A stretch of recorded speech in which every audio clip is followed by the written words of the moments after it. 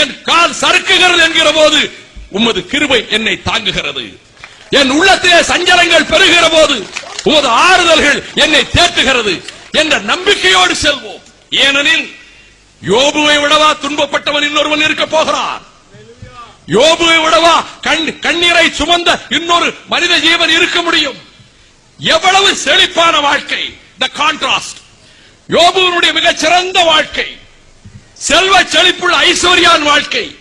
கூப்பிட்ட குரலுக்கு குத்தேவல் செய்வதற்கு ஓடி வருவதற்கு எத்தனை கூட்டம், எத்தனை பேர் அவனுக்கு! 7 குமாரர்கள், 3 குமாரத்திகள். மகிழ்ச்சியான குடும்பம், குதூகலம் துள்ளி விளையாடுகிற குடும்பம் யோபுவின் குடும்பம். அப்படிப்பட்ட செல்வமும் செழிப்பும் இருந்த அந்த குடும்பத்தில் அவனிடத்திலே 7000 ஆடுகள் இருந்தன, 3000 ஒட்டகங்கள் இருந்தன, 500 ஏர் மாடுகள் இருந்தன, 500 கழுதைகள் இருந்தன. எல்லா செல்வமும் இருந்தது. அவன் புதல்வர்கள் 7 பேர், புதல்வியர் 3 பேர். எல்லோரும் மகிழ்ச்சியாக வளமாக செல்வ செழிப்போடு இருந்தார்கள். அவன் நல்லவனாக இருந்தான், உத்தமனாக இருந்தான், நேர்மையானவனாக இருந்தான்.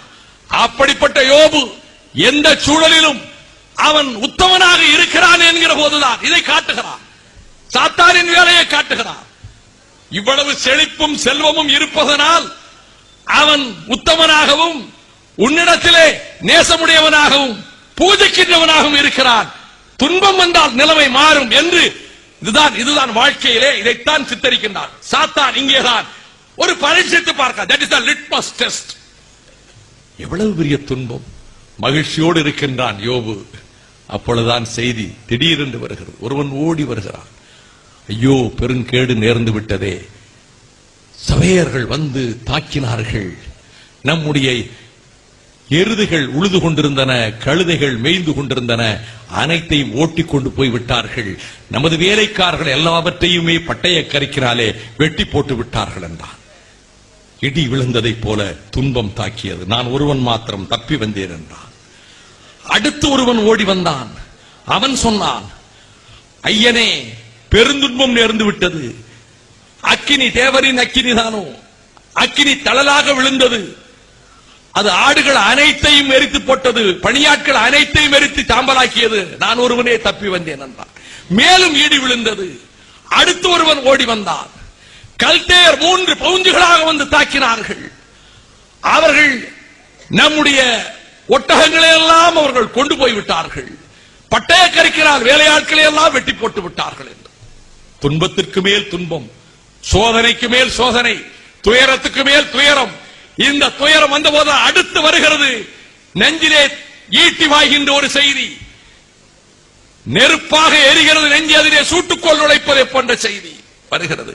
உன் புத்திரர்கள் 7 பேரும், உன்னுடைய சுகுமாரத்திகள் 3 பேரும், எல்லோரும் மூத்தவன் வீட்டிலே உட்கார்ந்து மகிழ்ச்சியாக குதூகலமாக இருந்து உணவருந்தி பசியை போக்கிவிட்டு அவர்கள் திராட்சரசமும் பருகிக் கொண்டிருந்தார்கள்.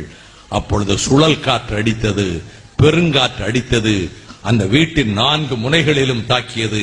அப்படியே இடிந்து விழுந்து அத்தனை பேரும் செத்து போனார்கள். எல்லாம் இழந்தான். தன் பிள்ளைகள் மட்டுமல்ல, அனைத்தும் இழந்தான். அப்பொழுது அவன் துடிக்கிறான், வேதனையால் திவிக்கிறான், துன்பமெனும் நெருப்பு தணலிலே துடிக்கிறான். மேலும் சோதனை. அவர் உச்சந்தலையிலிருந்து உள்ளங்கால் வரை கொடிய பருக்கள், தாங்க முடியாத வேதனை. அதை எடுத்து புரட்டி பாருங்கள் அந்த வசகங்களை. நான் காலத்தின் அருமை கருதி முழுமையாக செல்ல முடியவில்லை. ஆனாலும் கூட அவன் நம்பிக்கை மாறவில்லை, அவன் விசுவாசம் மாறவில்லை. இவ்வளவு துன்பம் வந்ததே என்று அவன் குறைபட்டுக் கொள்ளவில்லை.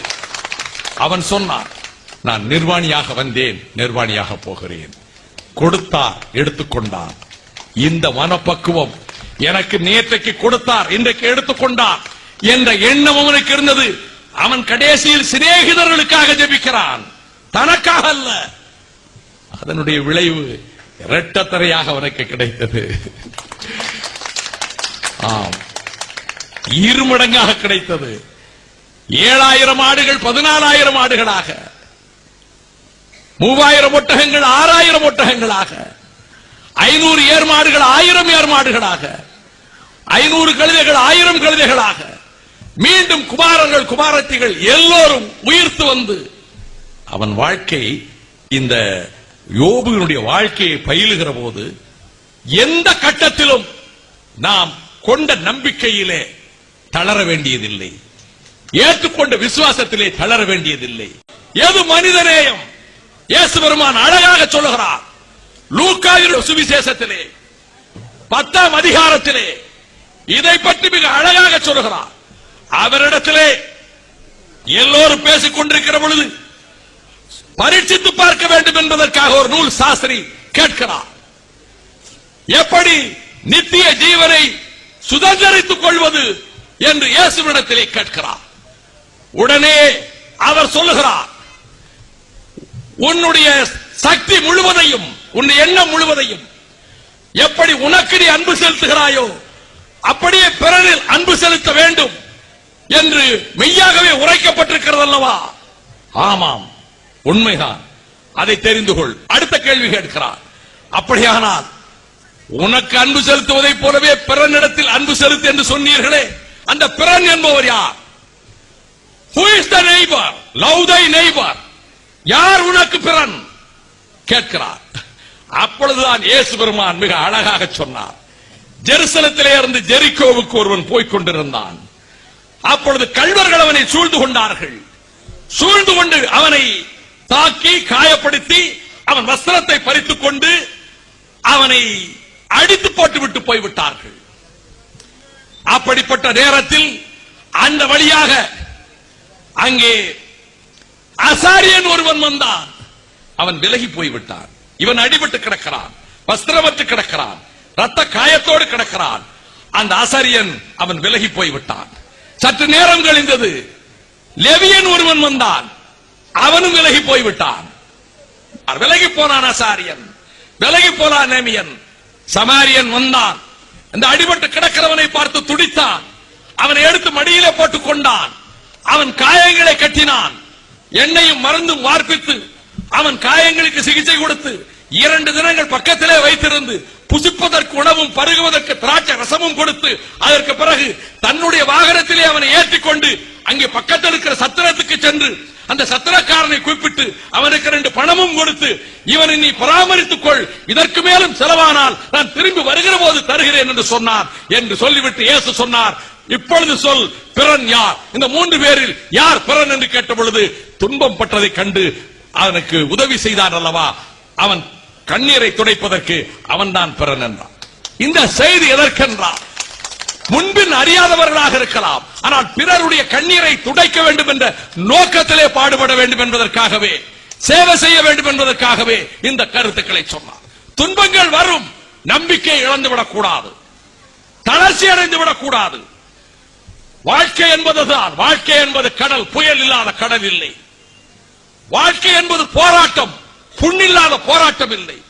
வாழ்க்கை என்பது வேள்வி, நெருப்பு இல்லாத வேள்வி இல்லை. வாழ்க்கை துன்பங்கள் நிறைந்ததுதான், போராட்டங்கள் நிறைந்ததுதான், தோல்விகள் நிறைந்ததுதான். நம்மை தளர்ச்சி அடைய செய்யக்கூடிய காரியங்கள் நடக்கும். தளர்ந்து விடாதீர்கள்.